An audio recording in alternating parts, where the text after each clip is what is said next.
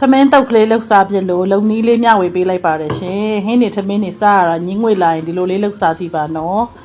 ထမင်းတုတ်ဖို့အရင်ဆုံးကျွန်မအစင်သစ်ပစ္စည်းတွေထဲမဲ့ပစ္စည်းတွေလုပ်ပါတယ်ပါဝင်ပစ္စည်းတွေပဲပုတ်ကိုမီးဖုတ်ပါတယ်နော်ပဲပုတ်တစ်ချက်ချင်းစီကိုမီးဖုတ်ပြီးတော့ကျွန်မထပ်လိုက်ထားလိုက်ပါတယ်ပဲပုတ်ကိုထောင်းပေးတယ်ပြန်ပြီးတော့ညက်နေအောင်အမှုတ်ဖြစ်အောင်အခုနကျွေးပြားပေါ်မှာဒီတိုင်းတင်ထားတာကျွန်မကျွေးပြားမီးဖို့ခုံကျွေးပြားလေးကတန့်နေနော်ညက်သွားပါပြီစက်တုံနီချက်ပြီးတော့စီချက်ချက်ပါမယ်စက်တုံဖြူစက်တုံအနီစီချက်ချက်မယ်မြေပဲလည်းအစိမ်းနဲ့ကြော်ရတယ်မြေပဲအချက်ကိုလည်းပြန်ပြီးတော့ကျိတ်ဆက်နဲ့ကျိတ်ရမယ်မြေပဲစားလော်ရောမြေပဲအစိမ်းရောနှစ်မျိုးလုံးသုံးပါတယ်နော်ကြက်လည်းကြော်ပါတယ်ကြက်ကြော်တုပ်ဘူးကြော်စီချက်ရပါပြီနော်စက်တုံအနီကိုအရင်ဆဲထားလိုက်တာစီတအားပူနေလို့စက်တုံနေထပ်တူးသွားမှာဆိုလို့ခဏလေးနေမှပြန်အပေါ်ကနေထပ်ထည့်လိုက်ပါတယ်ညိုသည့်အယောင်တင်မုတ်ကိုနောက်ဆုံးမှထည့်ပါတယ်ဘာလို့ဆိုတော့မဲသွားမှာဆိုလို့ပါဒါကမြေပဲစားလှော်ကိုအမုံတွေခါပြီးတော့ကျွန်မမြေပဲစားလှော်ကျိတ်ပါတယ်အစင်သေးလောက်တာအရန်အလုံးရှုပ်ပါတယ်စားလို့လည်းအရန်ကောင်းတယ်လို့တစ်ခုချင်းစီတစ်ဆင့်ချင်းစီစိတ်ရှည်လောက်ရပါတယ်နော်မြေပဲအစိမ်းကိုကြော်ပေးရပါတယ်မတူးအောင်အနေတော်လေးကြည့်ပြီးတော့ကြော်ပြီးသားလေးတွေကိုခဏစစ်ထားလိုက်ပါတယ်ဒါကြက်ကြော်ပါမယ်နော်ကြက်သေးကိုအရသာထည့်ပါတယ်ငရုတ်ကောင်းချင်းကြက်သွန်ဖြူပြားရည်စားအချုံမုံအငံရည်ပဲငပြာရည်ကြာညို့နည်းနည်းစီထည့်ပြီးတော့အရသာတွေအကုန်စုံထည့်ပြီးတမယာသီးညှစ်ပြီးတော့ကျွန်မသူ့ကိုတပတ်နေပြီးခဏနှက်ထားပြီးတော့မှ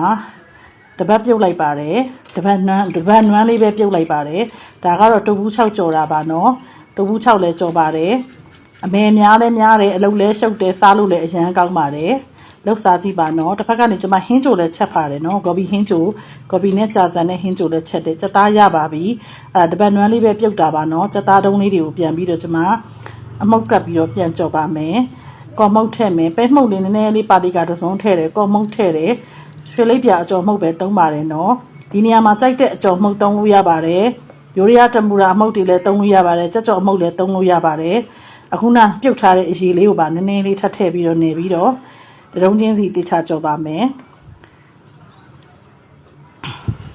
ကြက်ကြော်ရပြီဆိုလို့ရှိရင်ထမင်းတုပ်ကိုတုပ်ဖို့လို့ပြင်ပါမယ်တစ်ဖက်ကနေဟင်းချိုအိုးလဲတဲပါတယ်နော်ကြက်ကလေးတွေကိုအနေတော်ရဲလာတဲ့အထီလေးတွေကြော်ပေးရပါတယ်စားလို့လဲကောင်းသလိုအလုပ်လဲရှုပ်တယ်မိသားစုအတွက်လုပ်ရတာဆိုတော့ကိုမပင်ပန်းပါဘူးလို့အောက်မေ့ပါတယ်ဘာပဲလုပ်စိတ်ကျဉ်နေတာပါဒါကဂေါ်ဘီချက်သွန်နန်းနန်းပင်အကုန်လုံးအစင်သစ်လှုပ်ထားပြီးတော့အရင်ဆုံးထမင်းတပွဲစာတုပ်ပြပါမယ်နော်မိသားစုတွေအကုန်စားဖို့ဇလုံးကြီးနဲ့တော့ကျွန်မတခါတည်းတုပ်လိုက်တာပါဒါကတော့အရင်တပွဲရင်တုပ်ပြတာပါနော်ခုနပြောတဲ့အတိုင်းပဲမြေပဲစားလို့ထည့်မယ်ပဲပုတ်ထည့်မယ်ပဲမှုတ်ထည့်မယ်စီချက်ထည့်မယ်စားချုံမှုကတော့မဖြစ်ပါနော်ဂေါ်ဘီတွေနန်းနန်းပင်တွေမကြိုက်တဲ့လူရှိရင်ထည့်မတုပ်ပါနဲ့ဒါကတော့ဒီနီးတိုင်းလေးကြိုက်ရင်တုပ်စားကြည့်ပါပဲပုတ်မတည့်တဲ့လူရှိရင်လည်းမထည့်ပါနဲ့ကျမအင်ရကလေးတွေရောကျမအမျိုးသားရောပဲပုတ်ကတော့အလွန်ကြိုက်ပါတယ်ဒီထမင်းတုပ်လေးကပဲပုတ်လေးနဲ့မှုေးတာပါကြက်ကြော်လေးတင်နဲ့တဝူးကြော်လေးတင်ပြီးတော့ဟင်းချိုလေးနဲ့သုံးဆောင်ပါမယ်ရှင်တယောက်ချင်းစီကိုကျေးဇူးတင်